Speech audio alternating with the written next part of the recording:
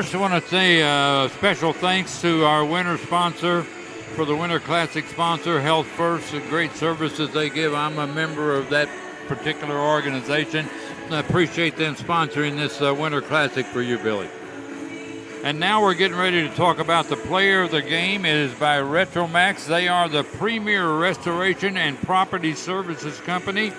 And we're glad to have them sponsoring the player of the game, Billy. And look at some of the numbers there for Runako Ziegler. Unbelievable performance tonight. First, again, let me thank Health First for sponsoring this event this weekend and for believing in all the community service, the good work that our basketball team does in the local community with youth and children and a lot of the good causes that we work with in this community. Health First has been a valuable team member of our Florida Tech basketball team for many years now. So again, thanks to all the folks at Health First for believing in the things that we do locally in this community and helping us this year again as a valuable team member. And tonight, I'm proud to present the RECROMAX Player of the Game. They're sponsoring the Player of the Game, Jim, all weekend, tonight and tomorrow night. Tonight, it goes to the Detroit Dog with a triple-double, an amazing triple-double. His favorite player of all time is Kobe Bryant. He wears number 24 for Kobe Bryant. And tonight, he had a Kobe Bryant kind of game. He had 21 points, 12 assists, and 10 rebounds for a triple-double, carrying us to a big overtime win. Player of the game, RECROMAX Player of the Game, Runako Ziegler.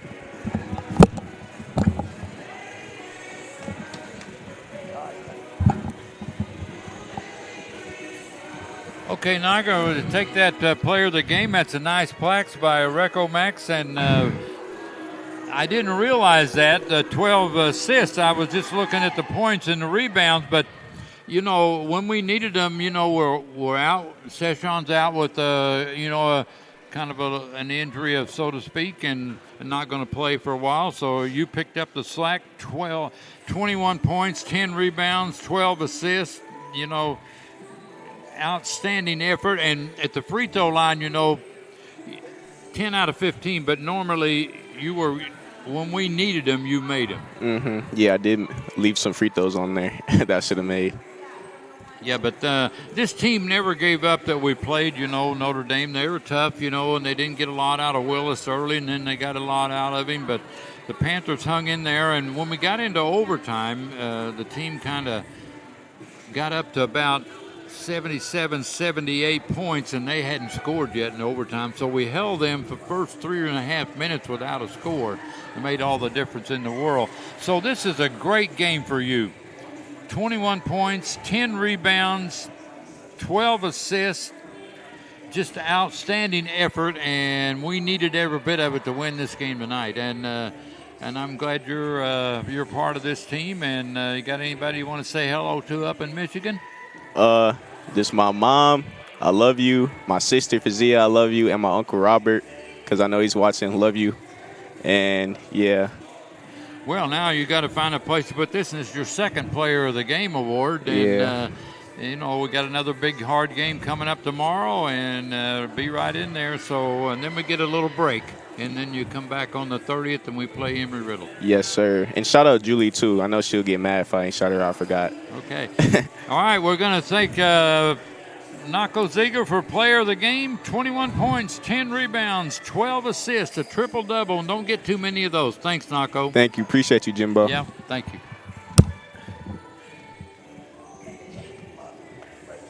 All right, we're going to get Billy Mims up here. And, Billy, you can have that sweaty headset there. And But Runako had a great game. But we had a lot of people that did a great thing tonight, Billy. We had 18 points and 12 rebounds out of Noble, 6 big rebounds out of Monte. He didn't score too much. 22 points for Sean today. He was leading the team. 14 points for Niles, setting in for Session right off the start, and then that 21. And then we got 9 out of Sam Grant, 3 out of 6. He made that, took that one long one. I thought, well, I don't know about that one. Then he came right back and made one, so I said, I guess it's okay. I tell you, he had a big game today for us. You think, you know, he put up 20 minutes for us, and he was 3 for 6 behind the arc. And The biggest one was the last one. It was a dagger. It was a dagger. When he hit that one, I felt like at that point, I said, this is over. We're going to win this game now. So I was really proud of Sam Grant. There's a freshman out there, played solid minutes for us. Josh Mims knocked down a big three in the corner down here that we needed. That was a huge three for us in the first half. Sam hit three. We made 11 of 25. Niall Harris was 4 for 6 behind the arc today. 67%. Which is, and the strange thing was, he was 4 for 6, 66% behind the arc. He was 1 for 4 inside the arc. So, it's strange sometimes how, when you drive into the basket in traffic, those are tougher shots than hitting an open three. But Niall had a good day today. Sean Halp, again, look at Sean was 14 for 15 at the free throw line, and free throws were the difference in the game. Ultimately, that was the difference in the game. Yeah, we made twice as many as them. We made 11 threes. They made 10 threes. And the second thing that was huge was the free throws. We shot 38 free throws to their 16. We made 28 out of 38. Two guys were huge. Sean Halp, 14 out of 15. Nako was 10 for 15. And Mekhi Noble was 4 for 6 at the line. Look at him, 7 for 9 from the floor, 4 for 6 at the line. 18 points, 12 rebounds, another double-double for him. And if you look at, there's a stat that we like to look at called team efficiency rating, how we played with you on the floor. With Sean Halp on the floor, we won the game by 7 points. But with Sean Halp on the floor, we were 13 points better than they were. With Mekhi Noble on the floor, 11 points better. So who were the two most guys, the biggest presence for us on the floor? Sean Halp and Mekhi Noble, as far as how our team played with them on the floor. I thought in the second half, we made some defensive matchup changes, and Sean Halp and Josh down the stretch, the last 6 minutes or so of the game, 7 minutes of the game, we put Sean and Josh on their two best players. And I thought we did a heck of a job of shutting those guys down. And then I know that the free throw count, Jim, looks really that was late, though. Strange. But a lot of it's late when they have to foul us. They have no choice. And, at that point, how about one other thing I got to mention? How about that missed free throw rebound? The only free throw that Sean Halp missed in the game tonight. He got a rebound. He got his own rebound, got fouled, and made the next two. Exactly. I mean, that's good old Midwest Illinois basketball. When you're smart and you've got a high basketball IQ, Sean Halp is one of the best. Well, I said late in the game, I looked down and I said, Willis has got 5 points. It's got to be Willis' time if they're going to get back in this ball game. Yeah. And he did get back in. He made 12 in the second. And then I tell you, the John Godinez, number 0 for them, had a great game tonight. I thought he was a good, hard-nosed, tough kid, and he had a great game tonight. Godinez ended up scoring 23 points for him, 8 of 11 field goals, 3 for 4 from 3, 4 for 4 at the line. I thought he and Willis, carried them. They got 40 of their 82 points between those two guys. Super performance. But John Godinez, who might have been the smallest guy on the floor, 5'9". I tell you what, he's got a big heart, Jim. He's got a big heart. He played. I told him after the game that I was really impressed with how he played on both sides of the ball, defensively, offensively, and how much he hustled throughout the game. I thought he was the catalyst that kept them in the ball game today. He averages about 9 points a game. And yeah, all of a sudden he had 23. Tonight, well, and that's what I said. I thought we did a good job on Willis. Now, normally he has 21 points a game, right, and we held him to 5 in the first half. And late, he started to have to pick up and find a way to score for him. But, I thought we did a great job defensively there. And I'm going to point this out, Jim. If you look, again, defense and rebounding has been our rock this year, We're one of the best defensive teams in the country. And tonight, again, we held them to 39.7% shooting, under 40%. Any night that we can hold our opponent under 40% from the floor, we're playing great defense. And rebounding-wise, we ended up having more offensive rebounds, 12 to their 11, and we had 43. We had 31 defensive rebounds, 43. Currently, we're the number 1 rebounding team in the nation, and tonight shows you why. 12 boards from Mekhi Noble, like you said, 6 from Mate Pape, another 10 from Runako Ziegler, 4 from Niall Harris, 3 from Sean Halp, 3 from Sam Grant. we rebound. I know we got a couple of big-time rebounders in Makai Noble and usually in Mate Pape. But Nako Harris, for a guard, and normally Seshawn Russell is a great guard rebounder. So to get a good, hard-fought gut win like this at home, going into overtime with our team's leading scorer and leading assist man sitting on the bench all night, that's a good win for our program. So I'm really proud of the performance of every single player for the Panthers who stepped on the floor tonight. Yeah, and Session's gonna be out for tomorrow's game too, and that'll be a tough game because I watched them play Lynn, and they're tough as nails. Hey, everybody in this tournament is good. Notre Dame College have a great team. I mean, their coach Mark does a great job with them. Hey, that team that we just beat, Jim, they already beat the number 7 ranked team in the country this year. They knocked off West Liberty. Yeah. And West Liberty, I think, is 9-1 or 10-1 right now. Their only loss of the season was a 1-point loss to Notre Dame College. So that's a good basketball team there. They got a lot of talent. They play hard. They shoot it well. They're well coached. That was a gutsy win for us. And tomorrow we're playing a really good Lake Superior State team. Now, they had a tough loss today. I mean, they lose to Lynn today. What was it, 1-point game? 76-71. It was 5 in the end. Yeah, okay. But here's the thing that's funny. I think with 3 minutes to go, Lynn were 13 up, I believe. Yeah, and they got down to 1 point with cut it less back than a to minute. 1 with seconds on the clock. But Lynn had a 13-point lead on Lake State. And they didn't. And Steve Hatinga is an outstanding basketball coach. He does a great job with his team, and they're like us. I mean, we're missing Seshawn Russell. Steve Hatinga is missing one of their best players, or 2 of their best players. 2 guys that certainly are big factors in their team. Have had some knee issues and have been out. I don't know if one of them played a little bit tonight or not. I wasn't sure because I didn't get to watch much of that first game. I'm going to go home now and watch it. So.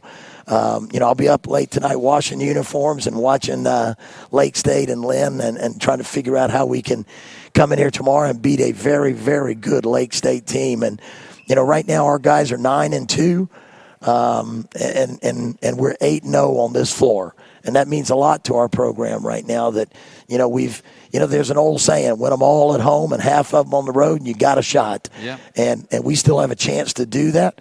And our guys are taking great pride in coming out here. And, we had, because of COVID, we've had limited fans, but the fans who were out here tonight were great. And it was great to see Trey Shanaville in the crowd tonight. One of our former Florida Tech Panther players who's helped us win some big games himself on this court, knocking down some big threes. And I know I saw every time that Sean would knock down a big three tonight Sam hit a big three. I looked up and Trey was, giving it the 3 in the air for and enjoying every minute of it. So, he's now kicking field goals for Appalachian State in graduate school up there. And it's great to see one of our all-time great young men who will always be part of our Panther family was back here for the game tonight. But the limited crowd we were allowed to get in here tonight, it's holiday time.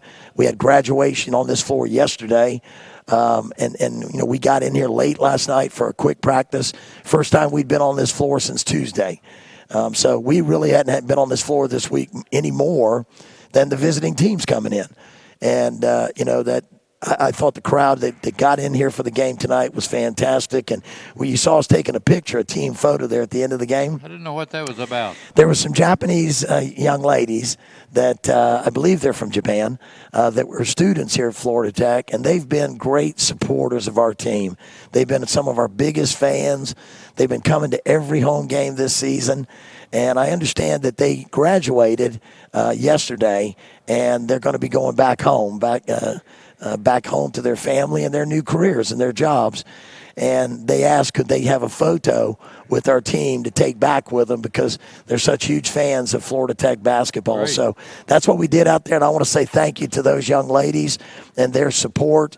They've been great. I hope they'll be here at the game tomorrow, but we really appreciate the fans who were able to get in here tonight and help us win. Well, we get the same format tomorrow. John Reynolds plays Edward Waters, and he had a tough loss today, 77-70, and had a great first half. And It didn't work out, so we need to get him on track, and then we'll have a game with Lynn playing this club at 4:30, and then you playing the nightcap at 7. So. Well, I tell you, like I said, Jim, there are no bad teams in the Health First Winter Classic, the 2021 Health First Winter Classic.